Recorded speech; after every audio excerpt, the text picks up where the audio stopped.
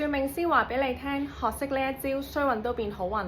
面色、氣色睇到運勢，面色暗沉代表運勢唔好，點算啊？有人話食素食少殺生，身體慈悲心。如果食素食淨係食澱粉質，少咗食新鮮嘅蔬果蔬菜，營養都係唔夠嘅。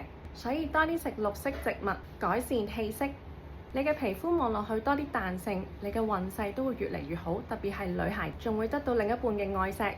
氣色暗沉點算啊？我就建議咧要打高光，用高光棒搽喺你想搽嘅位置，例如額頭代表事業運勢，T 字位代表事業運勢加財運，鼻代表你嘅財運，面頰代表貴人運，額頭兩邊叫太陽穴代表夫妻宮。你想改善邊方面嘅問題，就喺邊一個部分去打光。有人問冇錢點捐錢啊？冇時間點做義工啊？但我哋唔記得咗，我哋可以說話，用說話去讚美別人，用說話去肯定別人，係最低成本嘅布施。